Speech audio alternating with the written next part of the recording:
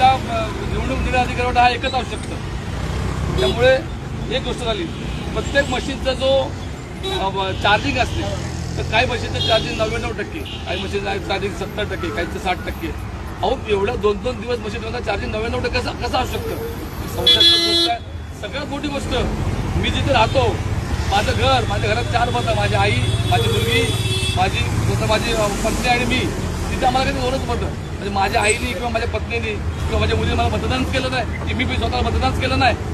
अशा प्रकारचा सगळं आतमध्ये घोळ आहे. गेले अनेक वर्ष आम्ही राजकारणात काम करतोय. या मतदारसंघामध्ये प्रत्येक माणूस सांगतोय की आम्हाला बदल हवा आहे. आम्ही जो विद्यमान आमदारांना कंटाळलोय, ते आम्हाला नको आहे, आम्हाला बदल करायचा आहे. मग मतदान गेलं कुठे? प्रत्येक यादीमध्ये 2-2, 3-3, 9-9, 10 मतं फक्त. आणि आमचे कार्यकर्ते त्यांची घातली मतं नाही मिळाली, असा घोळ आहे. मी ज्या काउंटिंगमध्ये जे बघलेले एजंट होते त्यांना मी सांगतो की आपण आपलं मत मांडा. इलेक्शन्स बंद करून टाका.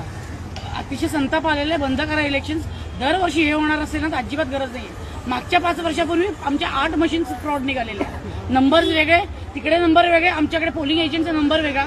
तरी हे लोक म्हणतात प्रोव्हिजन आहे, असंच करायला लागेल. आता ऑब्जेक्शन घेतलं तर ते IAS officer is not ready to listen at all. साहेब जर या गोष्टी होणार असेल ना तर ह्या लोकांना दरबार वेळ होत असेल. किती तुमचाही वेळ जातो, आमचाही वेळ जातो. पक्षाचा इझी घ्यायला लागलेत आपल्या पक्षाला. हे नाही चालणार अजिबात. खूप इझी घ्यायला लागलेत. मग इलेक्शन कॅन्सल करा. ते गणपत पटेल नगरमध्ये जिथे अजिबात कामं झालेली नाही तिथे लीड येतो.